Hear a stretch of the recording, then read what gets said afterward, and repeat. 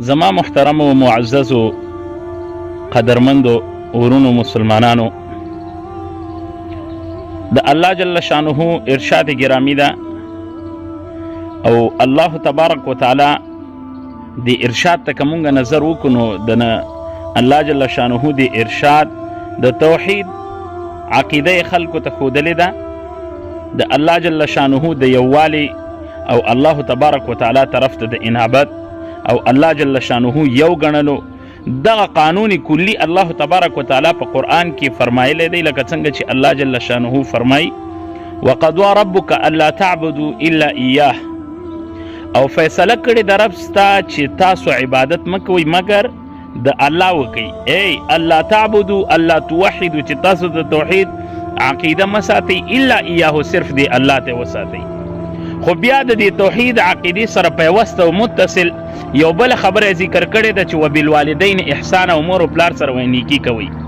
علما فرمای چې دا د والدین او مور او پلار سره نیکی کول دا دونه مهمه او اهمه مسله ده چې الله جل شانه د توحید عقیدې سره یو ځای ذکر کړ. ګور الله پاک بندگانو ته وایي چې تاسو د توحید عقیده مساتئ، بل چاته صرف الله ته وساتئ. او بیا متصل ورپسې وایي وبالوالدین احسان، او مور او پلار سره نیکی کوي. لکه څنګه چې خالق حقیقي زمونږ ستاسو د پیدایش هغه حقیقي معناو کې کم خالق چې دی هغه الله تبارک و تعالی دی، او مجازن چې دی دا مور او پلار دی.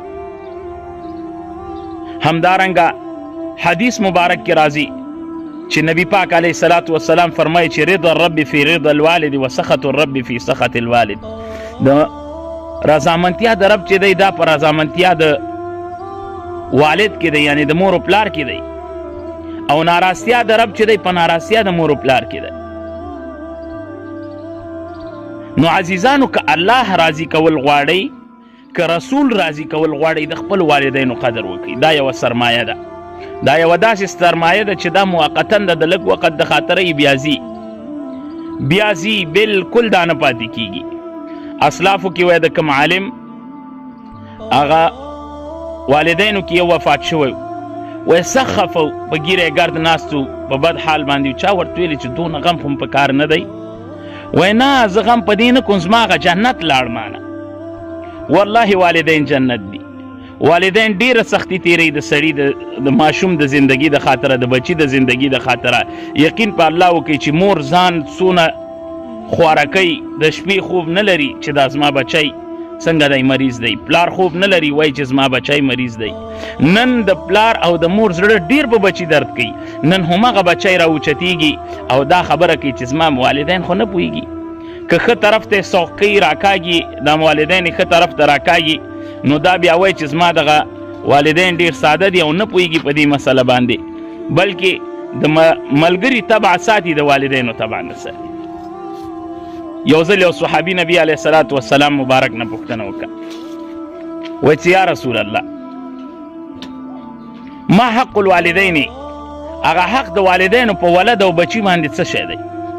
نبی علیه الصلاۃ والسلام مبارک خبره ورته اوږده نه کړه چې دا حق دی، لنډې ورته ویل، وایي هما جنتک و نارک، دا ستا جنت هم دی او دا ستا اور هم دی. نو په دې اعتبار سره که چیرته د دې مور و پلار احترام دې وساته او د مور او پلار عزت دی وکړه، مور او پلار درنه خوشاله، نو دا ستا جنت ده. ځکه چې الجنت تحت اقدام الامهات، نبی پاک علیه السلام وایي جنت د مور د قدمونو لاندې دی. دا په داسې اعتبار سره نه چې مور قدم لاندې کی، لاندې د مور د قدم لاندې بعینه محسوس بالبصر جنت ښکاري، نه، بلکې دا کنایه ده، یعنی د جنت حاصلول دا د مور د رضامندیا په حصول کې ده. په اسلافو کې یو عالم ابو اسحاق الاصفرائی رحمه الله وی عزیزانو، د به درس هم کوه، د درس په دوران کې چې کله به د درس نه فارغه شو نو بیرته به خپل کور ته لاړې. مورکۍ ژوندی وه، نو مورکۍ ژوندی و، جنت یې ژوندی و. وایي چې دا به لاړ، دا د مور ته به پښې کېکاږلې، سر به یې کېکاږل، ټول چاپي به یې ورته وکړله. یو ورځ یې همداسې چاپي کوله، حتی پښې چې کېکاږلې دا مور باندې خوب راغلی و، همداسې اوده شوې وه. نو ده ته دا حدیث د نبي پاک علیه الصلاۃ والسلام مبارک وریاد شو چې الجنة تحت اقدام الامهات، جنت چې دی د مور د قدمونو لاندې دی. نو دا خپله ږیره مبارکه یې وی راواخیستله، د مور قدمونه یې لږ په ګرد او په دې خاوره ککړ شوي، د خپله ږیرې مبارک باندې د مور د قدمونو نه دا ټول خیري صفا کړل. وایي چې سبا مدرسې ته تړ، مدرسې ته د څنګه چې داخل شي یو طالب العلم ورته راغی چې حضرت شیخ صاحب نن مې تاسو سره کار دی. هغه ورته ویل څه کار دی؟ دی راځه هلته به یې وکړي خبره راته وړاندې. وایي نه نن مې شخصي کار دی. شخصي ورته ویل چې وایي ما تاسو په خوب کې ولیدلی، وایي چې تاسو د نبي پاک علیه صلات وسلام او صحابه کرامو سره جنت کې ګرځئ را ګرځئ، خو البته په دې دوران کې ستاسو په دې ږیره کې زه څه داسې غمی وینم چې هغه غمی ناشنا ناشنا د یاقوت او زمرود غمی دی. په دې فلسفه باندې زه پوه نه شوم چې دا بیا د هیڅ صحابي په ږیره کې ما ونه لیدل. وایي دا راز به زه تا ته ووایم خو ته یې چاته وایم. وایي ما بیګا د مور پښې کې کاږلی او دا معمول او عمل زما دی چې زه مور پښې کې کاږم، مور راضي کوم او مور مې خوشحاله ساتلې ده، خو بیګا مې په دې خپلې ږیرې باندې د مور دغه د پښو نه ټول ګرد او خیرې لرې کړل. نو دا ټول ګرد او خیرې مې چې لرې کړل، نن همغه منقبت چې ما ته راکړلی شوی دی کوم چې تا ولیده په خوب کې، زه بل څه نه ګڼم بلکې صرف همدغه شی ګڼم. ګورئ عزیزانو خپل والدینو سره احسان وکړئ. قرآن کې الله پاک فرمای اما یبلغن عندك الكبر احدهما او کلاهما فلا تقل لهما اف ولا تنهرهما. که چېرته یو د تاسو په ژوند کې یا دا دواړه بوډاګان شول یا یو، نو تاسو د دوی عزت کوئ، احترام کوئ، دوی ته اوف قدر هم مه وایئ، ځکه چې دا اوف په ضرر کې هغه ادناترینه کلمه ده چې خبره درته وکړي اوف قدر به هم نه وایي.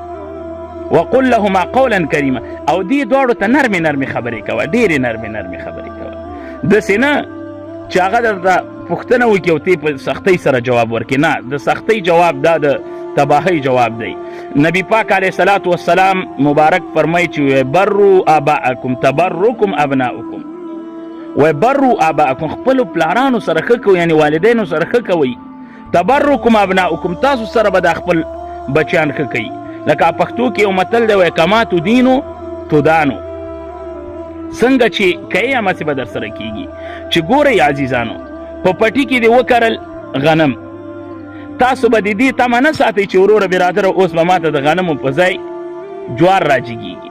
نه، الله تبارک وتعالی خو په دې قادر دی، خو د الله عادت مبارکه داسې نه دی. د خپلو جنت خیال وکئ، د والدینو خیال وکئ، د دوی ډېر احترام وکئ. دی تاسو یو ناشنا سرمایه ده، که د دوی په ژوند ونه بخلی شئ، هغه حدیث مبارک دی، طویل حدیث دی چې نبی پاک علیه السلام منبر ته جګېده او 3 ځلې امین ویلې. صحابو ته پوښتنه وکړه، خو یوه خبره په یو امین کې ورته دا ویل، وایي چې جبرائیل علیه السلام راغی ویلې، وایي چې هغه کس دې هلاکه شي چې مور و پلار یې ژوندي او ده ته جنت ورنه کړلی شي، یعنی د مور و پلار د خدمت د وجې نه الله ترې راضي نه شي او د مور و پلار رضامندیا حاصله نه کړي او ده ته جنت ونه شي. ما ویل چې امین. نو تاسو څه خیال دی چې نبی پاک علیه السلام په کمې بددعایۍ باندې بددعایي جبرائیل علیه صلات وسلام کړې او نبی پاک علیه السلام پې امین ویلې، څه ګمانم دی دا به د موږ په حق کې نه قبلیږي؟ بالکل به څنګه چې دعا د نبی پاک علیه السلام قبلیږي دارنګې بددعایي هم قبلیږي. نو هغه کس بددعایي شوې ده چې د مور و پلار خیال نه ساتي. خیال کوئ عزیزانو، ګوره ښځه څنګ ته ګوري او مور رنګ ته ګوري. ښځه څنګ ته ګوري په دې اعتبار سره که څه دې راوړي دي څه دې نه دي راوړي، خو مور بیا دې ته نه ګوري چې تا څنګ کې څه دي او که نه، هغه رنګ ته ګوري چې زوی ولې دې رنګ خراب شوی دی. نو تاسو د خپلو د ښځو د خوشحالتیا د خاطره والدین مه ناراضه کوئ، د بچیانو د خاطره والدین مه ناراضه کوئ. د دې خپل حقوق دي عزیزانو. الله جل شانه دې د مونږ او تاسو د خاطره چې د چا والدین ژوندي وي، الله پاک دې د هغوی د سر سوری په ټولو ملګرو جاري وساري وساتي. که د چا والدینو کې کم یو وفات شوي، الله دې مغفور مرحوم وګرځي. الله دې وکړي چې مونږ ته دا د والدینو حقوق او د والدینو احترام زموږ په زړونو کې کینی او موږ ته الله جل شانه توفیق د دوی د خدمت راکړي. دا ویډیو مخ ته نشر کړي چې تر څو هر یو ملګری دا ویډیو وګوري، کیدای شي د چا د هدایت ذریعہ جوړ شي. اقول قولي هذا استغفر الله لي ولكم ولسائر المؤمنين.